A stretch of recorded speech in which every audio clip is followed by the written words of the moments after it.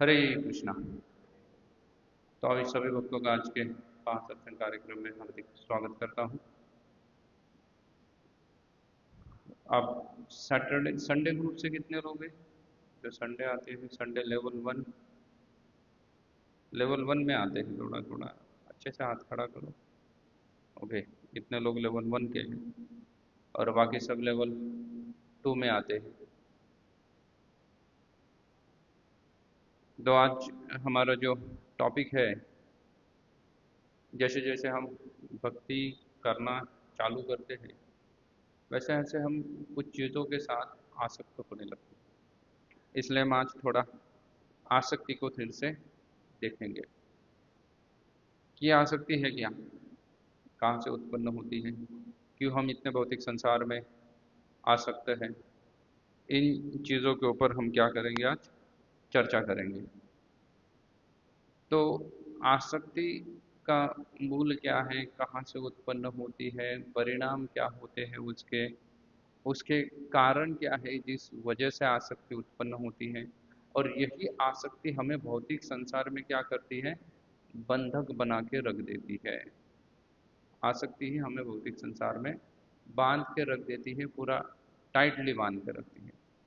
इसलिए हम उसको अलग अलग एंगल से इसको क्या करने का, ये पिछले आगे के जो भी कुछ आधा घंटा 40 मिनट है उसमें समझने का प्रयास करेंगे। अलग अलग एंगल से सिर्फ आसक्ति को समझने का प्रयास करेंगे। अब ये आसक्ति है क्या, कहाँ से उत्पन्न होती है? आसक्ति के बारे में अन्य समय में आपने कहीं कुछ सुना नहीं होगा। अगर आप लोगों का ऐसा सोच होगी कि इसके पहले तो हमने कभी आसक्ति के बारे में सुना नहीं था, लेकिन आध्यात्मिक उन्नति के लिए सबसे ज़्यादा जिस चीज़ के बारे में बोला जाता है वो बोला जाता है वैराग्य। आध्यात्मिक उन्नति करने के लिए किस चीज़ की आवश्यकता होती है? वैराग्य की आवश्यकता होती है। वैराग्य, ये दो शब्द एक जगह हुए हैं, या कभी कभी संधि विच्छेद करते हैं तो ये संधि हुई है। उसमें से वै को अलग निकाल दो, वै को क्या कर दो, सेपरेट निकाल दो, तो क्या बच जाता है? राग बच जाता है। और राग को ही आसक्ति कहा जाता है। किसी भी चीज में राग होना, ये मराठी वाला नहीं है। मराठी में राग का अलग, राग का मतलब क्रोध होता है, लेकिन संस्कृत शब्द जो राग है वो क्रोध नहीं होता है, उसका मतलब होता है आसक्ति। राग का मतलब ही आसक्ति होता है, ये संस्कृत शब्द है, तो उसकी परिभाषा भी वैसी ही चलती है। तो इस राग से या आसक्ति से हमें वही, उससे क्या किया जाए, मुक्त होना पड़ेगा। तो ही क्या किया जाता है, आध्यात्मिक उन्नति समझी जाती है, या व्यक्ति वो आध्यात्म में उन्नति कर सकता है। तो अभी अध्यात्म में उन्नति कर सकता है जो राग से परे है। इसलिए हम प्रायः बोलते हैं कि जो वैरागी होते हैं वो बड़े उन्नत भक्त होते हैं। सन्यासी, वैरागी एक ही जैसे शब्द है, तो हम जनरली बोलते हैं कि वो क्या है, बड़े ही उन्नत है, क्योंकि उनके पास क्या है, वैराग्य है। वैराग्य मतलब किसी भी प्रकार का कोई राग नहीं है उनके पास। राग नहीं होने की वजह से उनके पास क्या है, वैराग्य है। तो ये राग, आसक्ति फिर भी थोड़ा सा समझ में नहीं आ रहा है। वास्तव में ये एक अनर्थ है। हमें इस भौतिक संसार में काम, क्रोध, लोभ, मोह, मद, मात्सर्य, ये क्या है, ये 6 चीजें जो है वो क्या कर बैठी है, घेर के बैठी हुई है। काम, क्रोध, लोभ, मोह, मद, मात्सर्य, 6 चीजें हैं जो हमें पकड़ी हुई है। और पकड़ के हमें सिर्फ पकड़ी हुई नहीं है, अच्छी खासी पकड़ के मरोड़ रही है, जिसकी वजह से हम भौतिक संसार में हम क्या कर रहे हैं, दुख भुगत रहे हैं। अच्छा खासा दुख भुगत रहे हैं, क्योंकि ये पकड़ के हमें मरोड़ रही है। तो इसमें से काम एश, क्रोध एश, रजोगुण समुद्भव बोला है भगवान ने भगवत गीता में। काम और क्रोध को क्या बोला है, महान शत्रु बोला है। काम को और क्रोध को क्या बोला है, महान शत्रु बोला गया है। अभी काम जब पूरित नहीं होता है तब क्या आ जाता है, क्रोध आ जाता है। काम की पूर्ति नहीं होती है। काम का मतलब होता है कोई भी इंद्रिय तृप्ति की इच्छाएं, और कोई भी इंद्रिय तृप्ति की जो इच्छा होती है उसकी जब पूर्ति नहीं होती है तो किसकी उत्पत्ति हो जाती है? क्रोध की उत्पत्ति हो जाती है। समझ रहे हैं आप लोग? इंद्रिय तृप्ति की इच्छा की पूर्ति ना होने से क्रोध की उत्पत्ति हो जाती है। अच्छा, अगर पूर्ति हो गई तो? पूर्ति नहीं हुई तो क्रोध उत्पन्न होता है, और क्रोध व्यक्ति को क्या बना देता है? अंधत्व प्रदान करता है। अंधत्व मतलब आंखों से ब्लाइंड नहीं होगा वो, लेकिन बुद्धि से क्या हो जाता है? भ्रष्ट हो जाता है, बुद्धि उसकी अंधी हो जाती है, क्योंकि वो क्या हो चुका है? क्रोध उत्पन्न हुआ है उसके हृदय में। जिसके भी हृदय में क्रोध उत्पन्न हो जाए वो व्यक्ति अंध बन जाता है। लेकिन ये क्रोध कब उत्पन्न होगा? जब काम की पूर्ति नहीं होगी तब। जब तक काम की पूर्ति हो रही है तब तक क्रोध उत्पन्न होगा नहीं हो सकता है। अच्छा, अगर काम की पूर्ति हो गई, अभी काम को भी, काम तो बहुत सारी चीजों में है। काम को कई सारे तरीके से क्या कर सकते हैं आप डिवाइड कर सकते हो। हमारी जो भी इंद्रिय तृप्ति की इच्छाएं है वो सभी को आप क्या कर सकते हो? काम कह सकते हो। फिर वो काम कई सारे प्रकार का हो सकता है। सत्वगुणी काम हो सकता है, रजोगुणी काम हो सकता है, तमोगुणी कामना हो सकती है, कई सारे प्रकार की कामनाएं हो सकती हैं। और ये सब के सब क्या है? ये सब में से एक भी पूरित ना होने से क्रोध की उत्पत्ति होती है। इसमें से कोई भी काम वासना जो है वो अगर पूर्ण ना हो जाए तो फिर किसकी उत्पत्ति होनी है? क्रोध की उत्पत्ति होना अनिवार्य है, वो होगा ही होगा क्रोध की उत्पत्ति। अच्छा चलो ठीक है, काम की पूर्ति हो गई तो क्या हो जाएगा? लोभ उत्पन्न हो जाता है। काम अगर पूर्ति हो जाए तो क्या आ जाएगा हृदय में? लोभ की उत्पत्ति होती है। और ये जो लोभ है इसको ही आसक्ति कहा जाता है। ये जो लोभ है वो क्या बन जाता है? उसको ही आसक्ति कहा जाता है, या आसक्ति की शुरुआत कही जाती है। काम वासना पूर्ति होने से लोभ उत्पन्न हो जाता है, वो आसक्ति की शुरुआत है, या यहीं से आसक्ति चालू होती है। और उसके आगे आता है मोहित होना। जब मोह उत्पन्न होने लगता है तो व्यक्ति पूरा आसक्ति में क्या हो गया? टाइड अप हो गया। तो जो षड रूप कहे जाते हैं, काम क्रोध लोभ मोह मद मात्सर्य, उसमें से लोभ और मोह ये दोनों क्या कहाँ काउंट किए जाते हैं? आसक्ति में काउंट किए जाते हैं। लोभ और मोह दोनों क्या है? आसक्ति दर्शाते हैं हमारी। किसी भी चीज में हमारी जो आसक्ति है वो यहीं से दर्शाई जाती है कि ये क्या उत्पन्न कर रही है? लोभ और मोह हमारे हृदय में है। अब ये ऐसी आसक्ति है जिसका लोभ और मोह हमारे हृदय में है, उत्पन्न हो गई अभी आसक्ति। अभी आसक्ति उत्पन्न हो गई है तो ये किस कारण से उत्पन्न होती है? बड़े बड़े लोगों के हृदय में ऐसी आसक्ति उत्पन्न हो गई है। और आसक्ति से इतना छूटना आसान नहीं है। बहुत ही से आसानी से व्यक्ति क्या नहीं कर सकता है? उससे छूट नहीं सकता है। वो वैसे के वैसे हृदय में बनी रहती है। लोभ भी वैसे के वैसे हृदय में बना रहता है, और मोह भी वैसे के वैसे हृदय में बना रहता है। ना ही हम मोह से छुटकारा पा रहे हैं, ना ही लोभ से छुटकारा पा रहे हैं। इतने दिनों से भक्ति कर रहे हैं, जप कर रहे हैं, 16 माला का जप आदि कर रहे हैं, लेकिन मोह नष्ट हो रहा है हृदय से? नहीं हो रहा है। लोभ नष्ट हो रहा है हृदय से? नहीं हो रहा है। किसी ना किसी चीज के प्रति हम लोभ तो रहता ही रहता है। ठीक है, एक छोटी सी चीज भी पकड़ लो।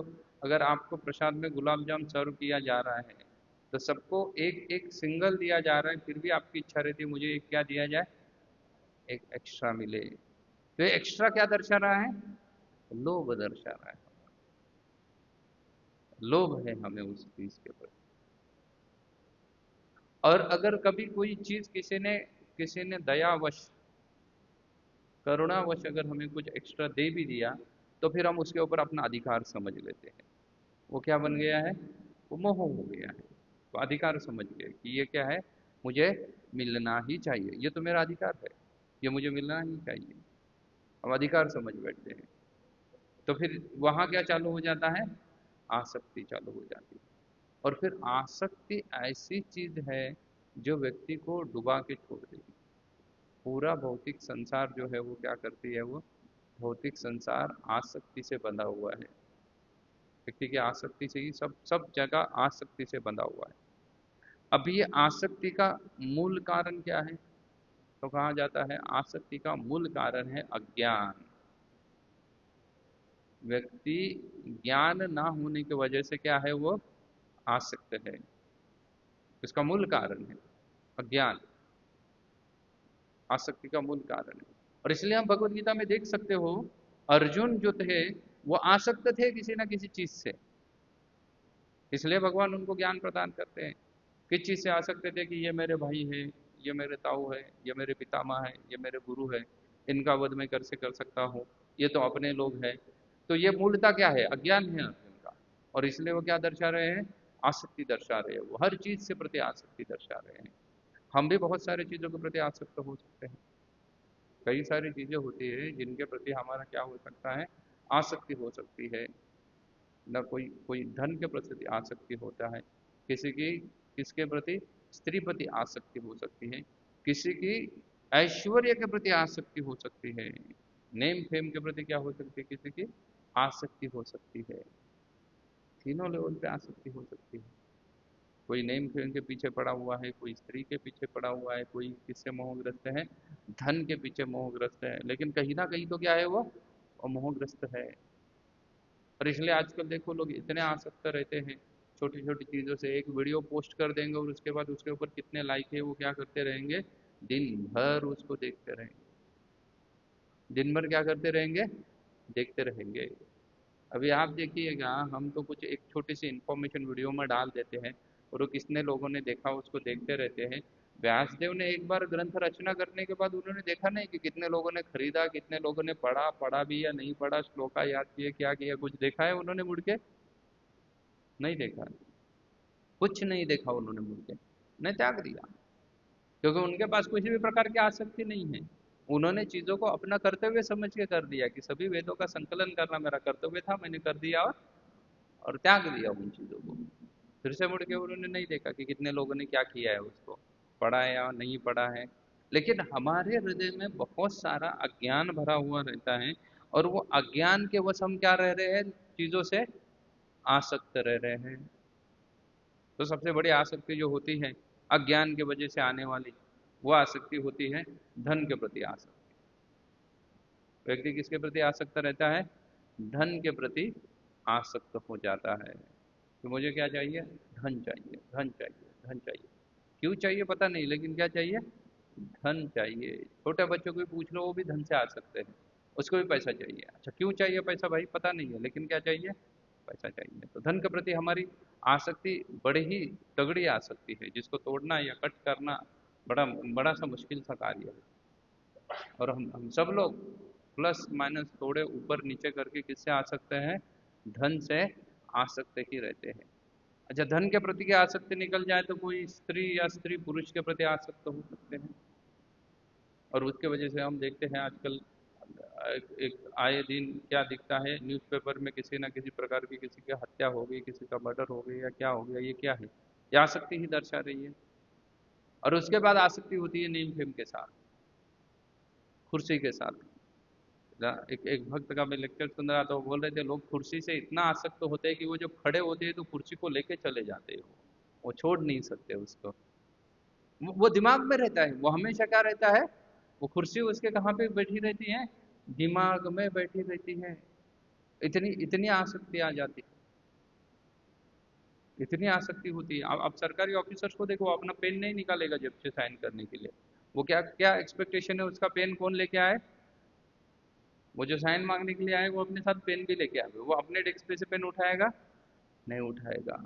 आसक्त बन जाते हैं वो वैसे। और फिर ये आसक्ति उनको आगे चल के बहुत तकलीफ देती है, क्योंकि जब तक वो उस पोस्ट पे है तब तक सब लोग उसको रिस्पेक्ट कर रहे हैं। पोस्ट खत्म होने के बाद कोई पूछता है उसको, कोई नहीं पूछता है। तब वो एक सामान्य नागरिक बन जाता है, और जब सामान्य नागरिक बनता है तो उसको बड़ा दुख होता है, क्योंकि वो नेम फेम की आसक्ति थी ना। वो चाहते थे कि मुझे क्या है, यही नेम फेम मेरा कैसे रहे, हमेशा रहे, जीवन भर रहे। लेकिन ऐसा तो होता नहीं है ना। हर किसी से अच्छा जानने वाले, अच्छा करने वाले, अच्छे गुण वाले लोग हमेशा नहीं आते रहेंगे। जो हर क्षेत्र में क्या है हमसे अव्वल हो सकते हैं, ऐसे लोग आ जाएंगे। लेकिन हम क्या करते हैं, चीजों से आसक्त रहते हैं। और ये आसक्ति सिर्फ एक चीज की वजह से है, और वो क्या है, अज्ञान। यह मूल कारण है आसक्ति का। मूल कारण ही अज्ञान है, क्योंकि हमारे पास ज्ञान नहीं है। अर्जुन के पास भी ज्ञान नहीं था। इसलिए आप पूरा भगवत गीता का समापन होने के बाद जब 18वें अध्याय में देखोगे, तो भगवान को अर्जुन कहते हैं, नष्ट मोह स्मृतिर्लब्धा तत्प्रसादात मैं अच्युतम। बोले आपके कृपा से मोरा क्या नष्ट हो गया है, मोह नष्ट हो गया है। नष्टो मोह स्मृतिर्लब्धा, और मेरी बुद्धि क्या आ गई है, फिर से जगह पे आ गई है। तो वो मोह की बात कर रहे हैं ना, काम क्रोध लोभ मोह। हमने देखा लोभ और मोह दोनों मिला के क्या बन जाती है, आसक्ति बन जाती है। और अर्जुन आखिरी में वही श्लोक कह रहे हैं, नष्ट मोह स्मृतिर्लब्धा तत्प्रसादात, आपकी कृपा से। वह अच्युतम, अच्युत है, अच्युत भगवान कृष्ण का एक नाम है अच्युत। आपके कृपा से मेरा क्या हो गया है, मोह नष्ट हो गया है। मैं वही श्लोक में फिर बोलते हैं, करिष्य वचनम तव, अभी आप जो बोलो वही करूंगा। अभी मैं मेरा दिमाग चलाने वाला हूँ, नहीं चला रहा हूँ। क्या करूंगा, जो आप बोलो वही करूंगा, क्योंकि मेरा मोह नष्ट हो गया है, स्मृति वापस आ गई है। तो मोह नष्ट करने के लिए अर्जुन को तक ज्ञान की आवश्यकता पड़ी, और भगवान ने क्या किया, उसको इतना बड़ा ज्ञान ज्ञान उनको सुनाया, इतनी सारी ज्ञान की बातें उनको सुनाई, तब जाके उनका मोह क्या हो गया था, नष्ट हो गया था। हाँ, तो इसका मतलब क्लियर है कि अज्ञानवश हम कहाँ पे पड़े रह रहे हैं, आसक्ति। आसक्ति का मूल कारण ही अज्ञान है, कि हमारे पास ज्ञान की कमी ये क्या होती है, हमारी आसक्ति बना देती है। और हमारी आसक्ति प्राय रजोगुनी रहती है, सत्वगुनी आसक्ति रहती नहीं है हमें। कैसे आसक्ति रहती है, रजोगुनी आसक्ति रहती है, व तमोगुनी आसक्ति भी हो सकती है। दूसरा कारण आसक्ति का है, वो है सुख की इच्छा। हम प्राय सुख के पीछे दौड़ते हैं, और वो सुख प्राप्त करने की इच्छा है, या इंद्रिय तृप्ति की जो इच्छा है, वो क्या है, वो भी आसक्ति का एक मेन कारण है। अज्ञान तो मूल कारण हो गया, उसके बाद जो दूसरा कारण है वो क्या है, इंद्रिय तृप्ति या सुख की इच्छा। हमारी हर किसी की इंद्रिय तृप्ति की इच्छा रहती है, बड़ी इंद्रिय तृप्ति की इच्छा रहती है। हर जगह पे हम क्या देखते हैं, कि हमारे इंद्रियों को क्या मिलना चाहिए, कंफर्ट मिलनी चाहिए। हम बात यहाँ पे वैराग्य की करेंगे, लेकिन किसी धाम में चले जाओ तो वहाँ पे कमरे कैसे होने चाहिए, ठीक ठाक होने चाहिए, गर्म पानी होना चाहिए, अच्छा कमरा होना चाहिए, उसका उसकी हर चीज उसका क्या इंटीरियर अच्छा होना चाहिए, होटल अच्छा होना चाहिए, सर्विस अच्छी होनी चाहिए, सब अच्छा होना चाहिए। और वो अच्छा नहीं है तो हमारी धाम यात्रा जीरो। फिर कोई धाम का मजा आ रहा है, वहां मूलतः गए थे भगवान की लीला स्थली को देखने के लिए, कि भगवान ने वहां पे लीला की हुई है, उनकी लीला स्थली है, वो पवित्र हो चुकी है, भगवान के पदस्पर्श से पवित्र हो चुकी है। लेकिन इस बात के ऊपर हम जा रहे हैं क्या, नहीं जा रहे। हम पहला क्या डिमांड कर रहे हैं, इंद्रिय तृप्ति की। हम बोले प्रभु जी इसमें कौन सी इंद्रिय तृप्ति, हम कौन सा वहां पे जाके क्या कर रहे हैं, मांस मदिरा आदि का डिमांड कर रहे हैं। नहीं, इंद्रिय तृप्ति भी अलग अलग लेवल पे हो सकती है ना। इंद्रिय तृप्ति भी क्या होती है, अलग अलग स्तर की हो सकती है। हम जो इंद्रिय तृप्ति बोल रहे हैं वो हो सकती है सत्व गुण वाली हो, लेकिन है तो इंद्रिय तृप्ति ही, सत्व गुण की है, लेकिन है क्या वो, इंद्रिय तृप्ति ही है। और अगर वो हमें वहां नहीं मिला तो हम क्या हो जाते हैं, परेशान हो जाते हैं। धाम में 2 किलोमीटर चलने के लिए परेशान होते हैं। शिल प्रभुपाद जी जब जुहू का मंदिर का निर्माण के पहले जब मुंबई आया करते थे, और जुहू मंदिर उस लैंड जहाँ पे है जुहू का भी, उसकी एरिया में श्रीमती मोरारजी का ये हुआ करता था, घर हुआ करता था। तो उन्होंने उनके लिए एक कमरे का अरेंज किया था, जो कि अभी है, अभी जो हाईवे जहाँ से गुजरता है अंधेरी से, अगर आप साउथ बॉम्बे के, साउथ नहीं वो तो उस तरफ आए, वेस्टर्न बॉम्बे के, अगर ठीक ठाक अगर आपको पता है, या मोटा मोटी उस एरिया में 4-5 बार भी गए तो पता चल जाता है। बॉम्बे कोई ज़्यादा ऐसा फैला हुआ नहीं है, कंजेस्टेड है, छोटा कंजेस्टेड है बहुत। तो वहाँ पे उनके क्वार्टर्स हुआ करते थे, वहां पे प्रभुपाद जी रहते थे, और वहां से मतलब अंधेरी से जुहू प्रभुपाद जी हर दिन पैदल जाते थे। अभी किसी को बोला अंधेरी से जाके जुहू पैदल चला जाए करके, नहीं जाएगा, वहां पे कोई कोई सुविधा नहीं थी। लेकिन प्रभुपाद जी कैसे जाते थे? पैदल चले जाते थे। अभी भी मोटा मोटी डिस्टेंस वो 3 4 4 किलोमीटर तो definitely, Andheri to Juhu 4 kilometre तो होगा ही होगा, ज़्यादा भी 8 10 तो नहीं है, 3 4 4 किलोमीटर तो है। 4 किलोमीटर चल के जाना मतलब ऑन एन एवरेज 45 मिनट्स तो लगेगा ही। एक सर्व सामान्य व्यक्ति को 45 मिनट तो लगेगा, तो प्रभुपाद जी 45 मिनट 4 किलोमीटर चल के जाते थे और चल के आते थे, है ना। लाइक खारगर स्टेशन से तलोजा तक चल के जाना हमेशा और चल के आना, तो वो कोई सुविधा नहीं डिमांड कर रहे थे। लेकिन हम अगर हम में भी चले जाओ और थोड़ा सा चलना पड़े तो फिर क्या करते हैं, वहाँ पे इंद्रिय तृप्ति के बारे में सोचते हैं। गोवर्धन परिक्रमा के बाद लोग 100 बार क्वेश्चन पूछते हैं, गुरु जी चप्पल पहन के करना चाहिए बिना पहने करना चाहिए, पहन के करना चाहिए नहीं करना चाहिए।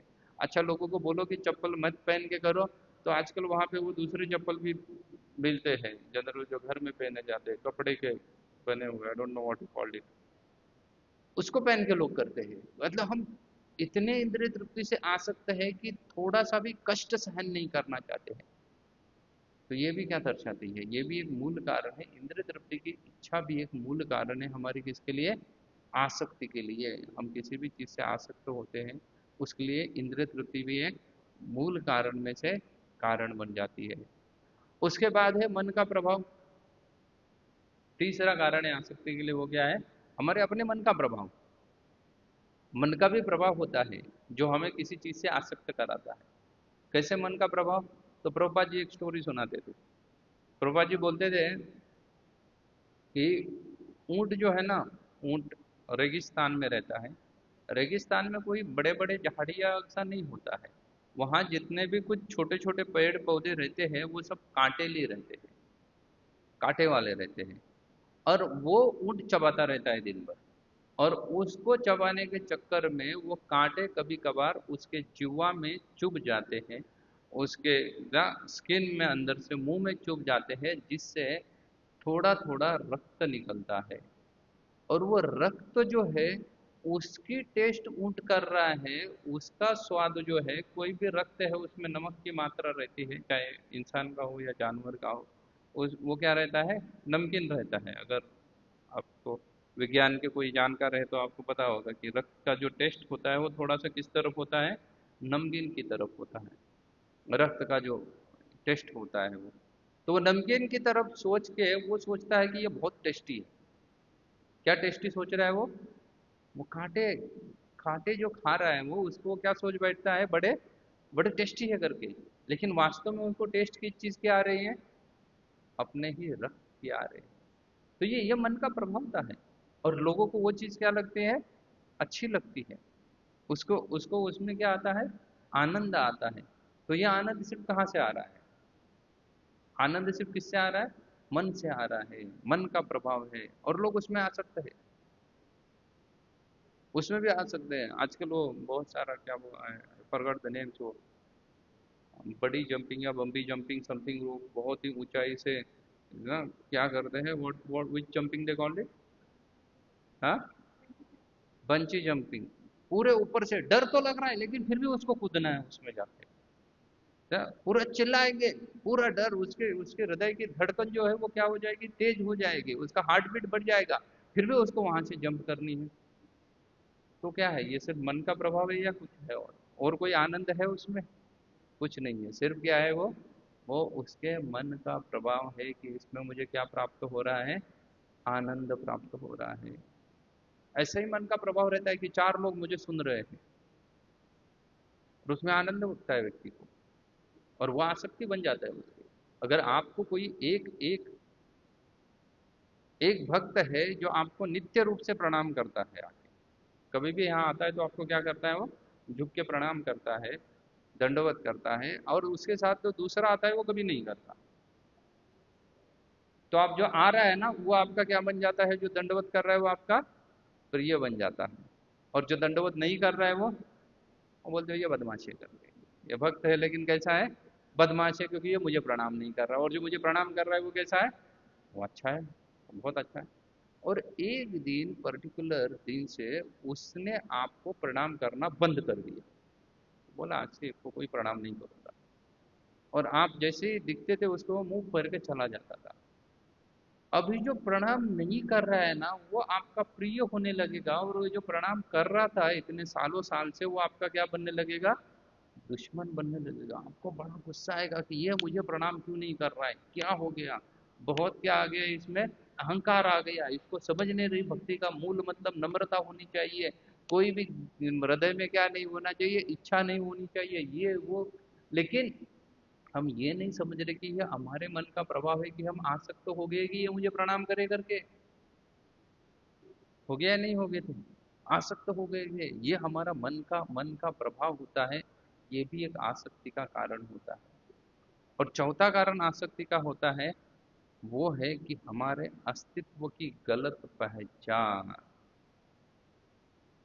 हम यहाँ पे क्यों है, यहाँ पे क्या करने आए हुए हैं, हमारा अस्तित्व क्या है, इसकी क्या है, हमें गलत धारणा है, गलत पहचान है। हम सोच रहे हैं कि मैं स्त्री हूँ, मैं पुरुष हूँ, है ना, ये मेरे बच्चे हैं, ये मेरा परिवार है। ये सब हमारे हमारे अस्तित्व की गलत पहचान क्या बन जाती है, हमारी हमारी आसक्ति बन जाती है। ये हमारे आसक्ति का मूल कारण बन जाता है। और ये सब में फिर हम क्या कर रहे हैं, इस भौतिक संसार में घूम फिर रहे हैं, सिर्फ किसकी वजह से, ये आसक्ति की वजह से, जिसको छोड़ना बड़ा ही कठिन है, बड़ा ही कठिन है ऐसे आसक्ति को छोड़ना। ये सब प्रभाव से हम छोटी छोटी चीजों के साथ क्या बन जाते हैं, आसक्त बन जाते हैं। और आप आपके घर में देखिए ना, घर में प्राय भारत में देखा गया है, कोई चीज अगर आप खरीद के लेके आते हो ना, तो उसका जो कवरिंग रहता है, बॉक्स रहता है, उसको क्या करते हो, फेंक देते हो, नहीं फेंकते, उसको क्या करते हैं, रखते हैं। तो क्यों रख रहे हो भाई, क्यों रख रहे हो उसको, नहीं रख रहे, कुछ काम आ जाएगा, अच्छा कुछ काम का आने वाला है, कुछ काम नहीं रहता है उसका, लेकिन फिर वो उसको क्या कर देते हैं, रख देते हैं। छोटे छोटे डिब्बे, छोटे बॉटल्स, ये वो सब घर में क्या क्या रहता है, भर के रखा हुआ रहता है। इतना भर के रखते हैं कि अगर कबर्ड का दरवाजा खोले तो कबर्ड पूरा आपको गले लगाने के लिए दौड़ पड़ेंगे, सब चीजें उसमें से इतनी भर के रखते हैं चीजें, और छोटी एक भी चीज त्याग नहीं रहे हैं हम। ये क्या दर्शा रही है, गलत धारणा दर्शा रही है ना, हमारी अस्तित्व की गलत धारणाएं हैं कि भाई इसका सच में उपयोग है, नहीं है, है नहीं है। और फिर कभी तो एक दिन दशहरे के समय में, दीपावली के समय में पूरा घर साफ करेंगे और बोलेंगे इतना कचरा आ गया, कहाँ से आ गया पता नहीं। वो कहाँ से, दूसरे आके बाहर वाले आके आपके घर में कचरा डाल के चले गए थे, नहीं गए थे ना, तो वो कचरा कहाँ से आया है, ये कचरा आपकी आसक्ति का है। जो भी घर में आप साल में एक बार जब साफ करते हो उसको निकालते हो, वो किसका कचरा है, आसक्ति का कचरा है। इतने आसक्त रहते हैं हम कि कपड़ा फट जाए तो उसको सी के पहनेंगे। अच्छा कोई गरीब है तो चलो ठीक है भाई, उसके पास पैसा नहीं है लेने के लिए, लेकिन जिनके पास है भी वो भी नहीं त्यागेंगे ना, उसके बाद उसको रात में पहनने के लिए रखेंगे। फिर कुछ काम को नहीं आया तो कब पहनेंगे, होली के दिन पहनेंगे उसको, बोले रंग लग जाए फिर फेंक देंगे उसको, उस दिन इसको पहनेंगे। और उस दिन भी काम पे नहीं आ जाए तो फिर उसको कहाँ पहनेंगे, बोलेंगे ये पोछा मारने के काम आ जाएगा, उसलिए उसको रखेंगे। अच्छा मार्केट में जाएंगे तो पोछा भी खरीद के लाएंगे, ऐसा नहीं है कि उसको नहीं खरीदेंगे, उसको भी खरीदेंगे और इसको भी क्या कर देंगे, रख देंगे। सिर्फ किसके लिए, ये सिर्फ हमारी क्या दर्शाता है, आसक्ति दर्शाता है, सिर्फ आसक्ति दर्शाता है। मैं एक पेशेंट था, एक डॉक्टर से चर्चा कर रहा था, ड्यूटी डॉक्टर, वो बोल रहे रोज आसक्ति देखो कैसी होती है। एक पेशेंट को उसने एक दवाई दी, एक ट्यूब थी जो उसको अपने शरीर में लगानी थी। कुछ तो उसको स्किन डिजीज हुआ था, तो डॉक्टर ने कहा था कि एक ही बार लगानी है और फिर उसको क्या करना है, फेंक देना है, तुम्हारा पूरा बीमारी ठीक हो जाएगा। तो वो दे दिया डॉक्टर ने। देने के बाद एक हफ्ते बाद वो फिर से चला गया डॉक्टर के पास। डॉक्टर बोला बड़ा आसक्त हो गया, डॉक्टर आश्चर्य हो गया, डॉक्टर बोला तुम्हारी बीमारी तो खत्म होनी चाहिए थी। बोले वो एकदम प्रभावी दवाई मैंने दी थी। तो वो ठीक से लगाया नहीं लगाया, हाँ बोला लगाया प्रभु, कितने दिन लगा, बोला 3 दिन लगाया। डॉक्टर बोला 3 दिन, मैंने तो कहा तो वो पूरा का पूरा कितने दिन लगाना है, एक ही दिन में लगाना है, खत्म करना है उसको। लेकिन नेक्स्ट टाइम डॉक्टर ने फिर दवाई दी, वो फिर से चला गया, फिर से लेके गया, फिर से उसने उसको 2 दिन लगाया। वो डॉक्टर डिवोटी डॉक्टर था, वो समझ गया कि ये हमारी क्या है, आसक्ति है। हम चीज़ों को भी कैसा इस्तेमाल करते हैं, थोड़ा थोड़ा इस्तेमाल करते हैं ताकि खत्म ना हो जाए वो करके। ये भी क्या दर्शा रही है, ये सभी हमारी आसक्ति दर्शाती है। और ऐसे आसक्ति जब हमारे हृदय में उत्पन्न हो जाती है तो इसके परिणाम भी वैसे ही होते हैं। आसक्ति जब हृदय में उत्पन्न हो जाती है तो फिर इसका क्या बनता है, उसके परिणाम भी वैसे ही होते हैं। कैसे परिणाम होते हैं आसक्ति के, तो आसक्ति का मुख्य परिणाम है वो होता है दुख और अशांति। आप जितने आसक्त हो उतने आप दुखी रहोगे और क्या रहोगे, अशांत रहोगे। भगवान भगवत गीता में बोलते हैं त्यागात शांति अनंतरम। अगर कोई व्यक्ति किसी चीज को त्याग सकता है ना तो वो जीवन में कैसा रहेगा, शांत रहेगा।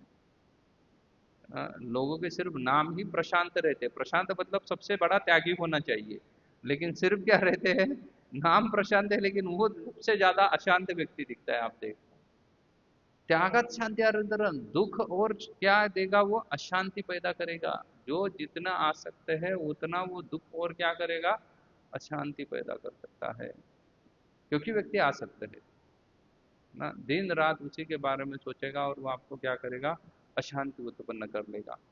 दूसरी चीज, बंधन उत्पन्न कर देता है।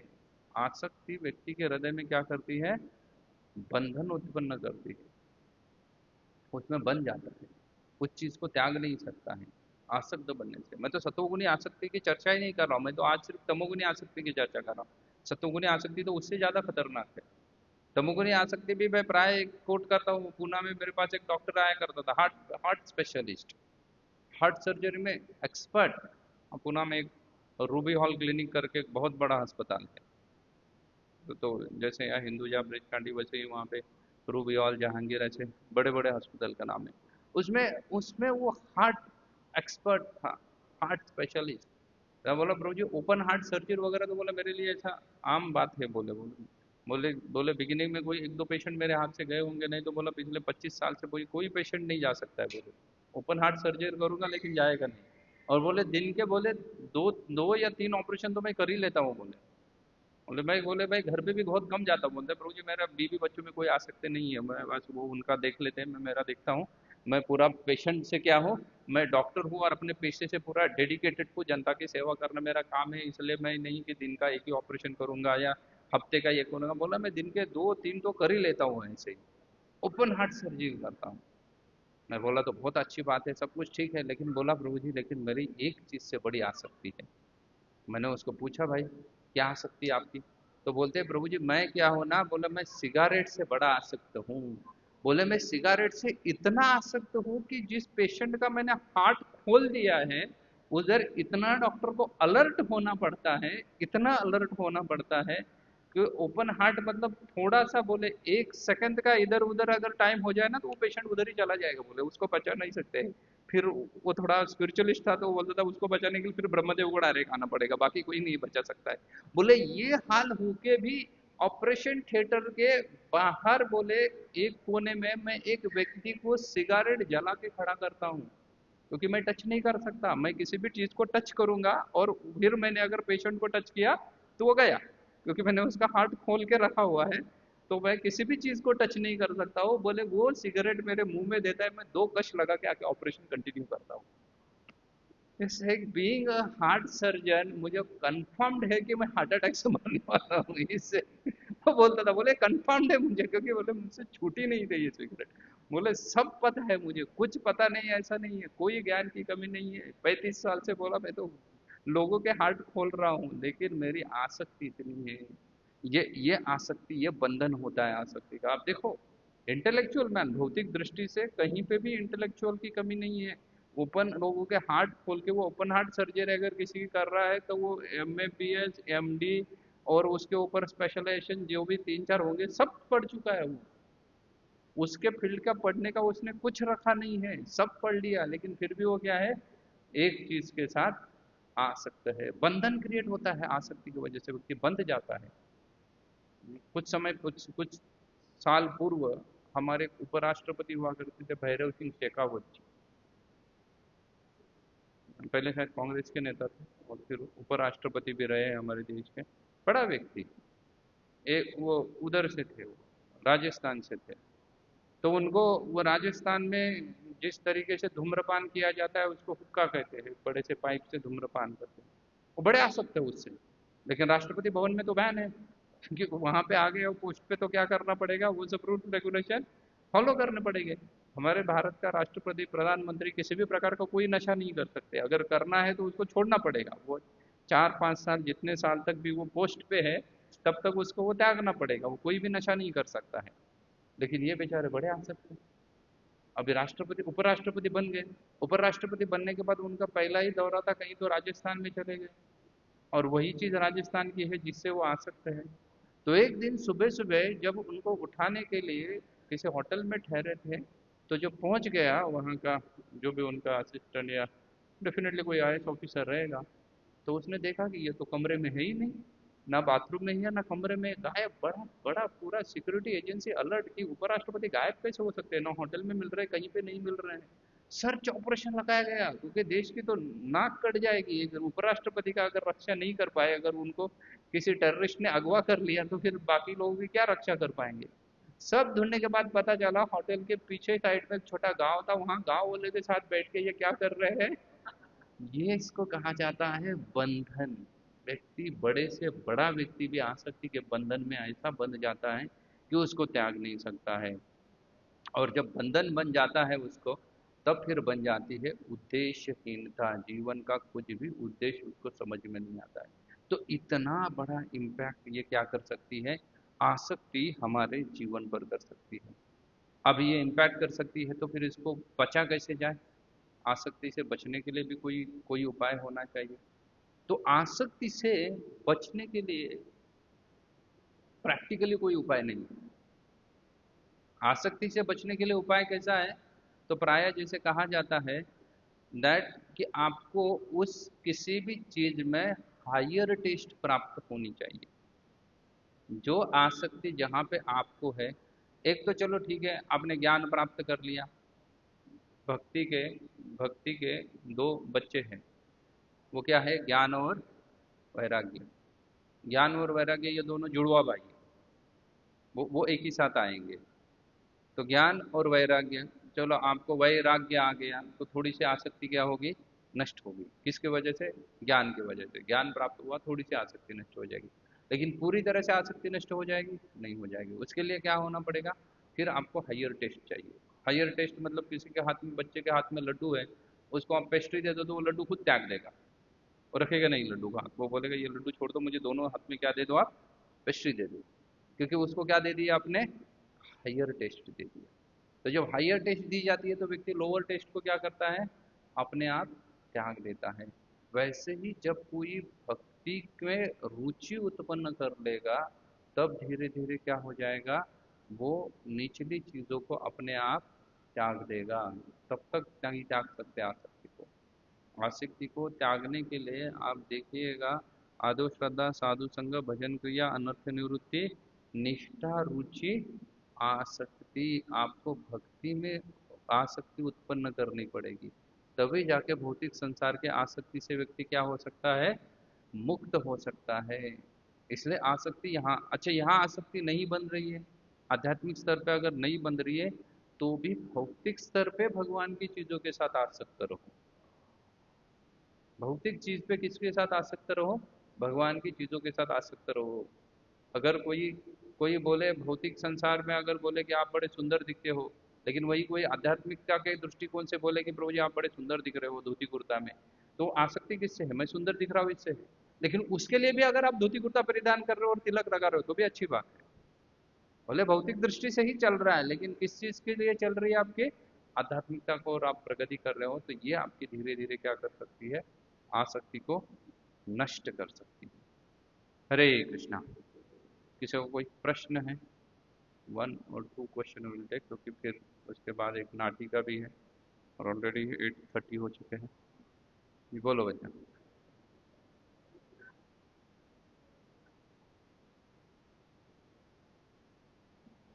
हाँ, भक्ति तो करते हैं पर भक्ति के साथ बहुत सारे रूल्स फॉलो करने होते हैं। जैसे हम कामयाबी को फॉलो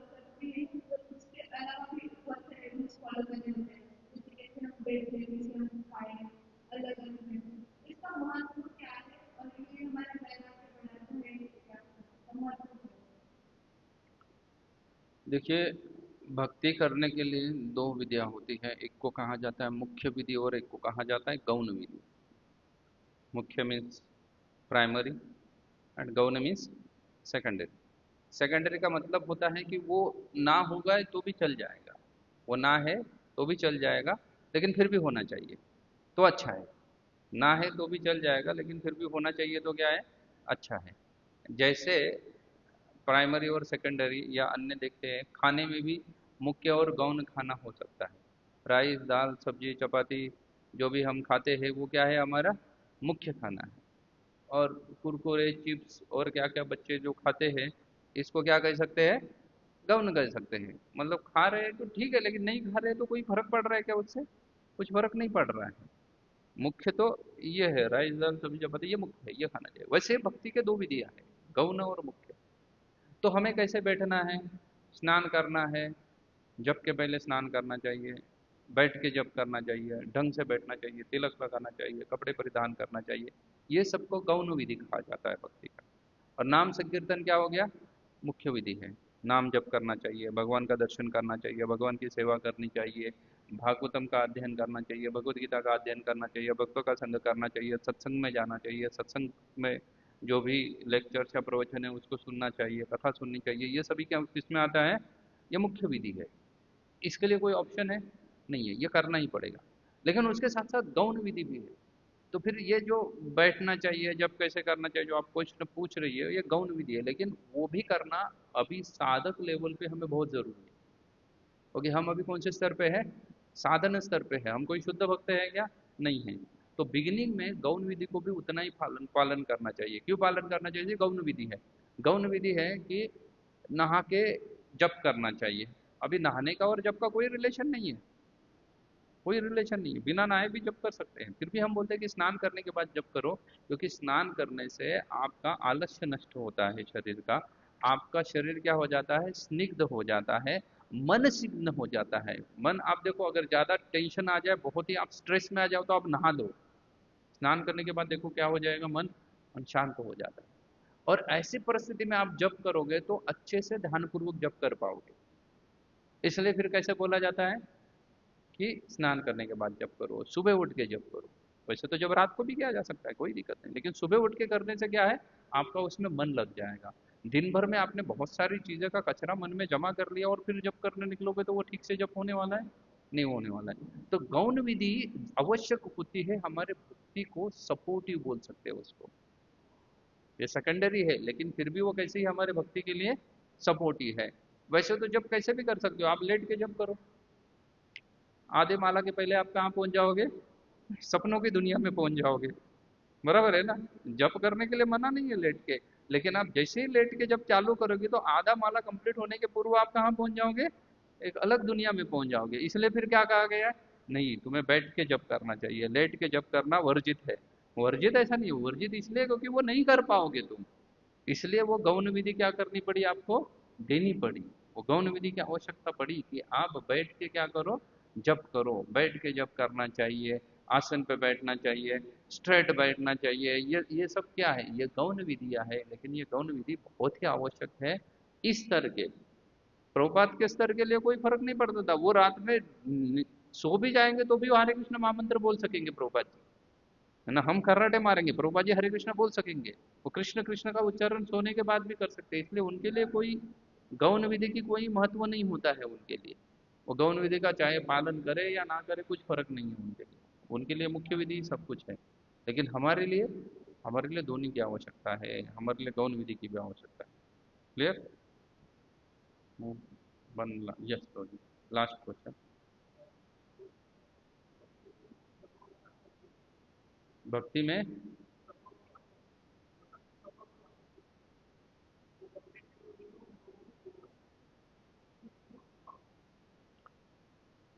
किसी भी चीज को कंप्लीट ना होने से या पूर्णता ना होने से अगर हमें क्रोध आ रहा है, तो पहली चीज है कि वो भक्ति में आसक्ति नहीं है, ना ही सतोगुनी आसक्ति, वो रजोगुनी आसक्ति है। जहाँ पे भी क्रोध की निर्मिति हो जाए वो आसक्ति रजोगुनी आसक्ति ही कही जाएगी। चाहे अगर हमारी माला कंप्लीट करने का यहाँ तक मैंने सोचा था, लेकिन कुछ कारणवश नहीं होगी और मुझे बहुत क्रोध आने लगा, तो ये क्रोध क्या दर्शा रहा है, वो माला कंप्लीट करना मेरी भक्ति नहीं थी, बल्कि मेरी पैशन, वो प्रेम नहीं था। वो क्या था वहाँ पे? वो मेरा पैशन था, रजोगुण था वो, कि मेरा होना ही चाहिए था। It's like a task maker. Beginning में ऐसा होना भी पड़ता है टास्क मेकर, नहीं तो हम करेंगे ही नहीं भक्ति। लेकिन फिर भी वो क्या है हमारा? वो पैशन है कि आज मैं पूरा 64 माला करूंगा ही करूंगा। आज निर्जला एकादशी है, छुट्टी लिए बैठे 64। पैशन है, अच्छा है। लेकिन फिर भी क्या है ये हमारा? हमारा रजोगुण है। क्योंकि अगर नाम जप में हमें प्रेम होता था तो हर दिन होता था। कोई एक दिन डिसाइड करके टारगेट रखने की आवश्यकता थी? नहीं आवश्यकता थी। वो तो हर दिन ना नाम गाने सदा रुचि, वो हमेशा नाम गान करने में उसको क्या रहती थी? रुचि रहती थी। लेकिन नहीं रह पा रही है, इसका मतलब क्या है? कहीं ना कहीं तो गड़बड़ चल रहा है। ठीक है। हरे कृष्णा। तो मैं यहीं पे विश्राम विराम देता हूँ। बाकी हर कोई मुझे पर्सनल क्वेश्चन पूछ सकते हैं, क्योंकि अभी भक्तों ने बहुत अच्छा ड्रामा का भी प्रिपरेशन किया हुआ है, तो आप लोगों को उसका भी आनंद उठाना चाहिए। शिल प्रभुपाद की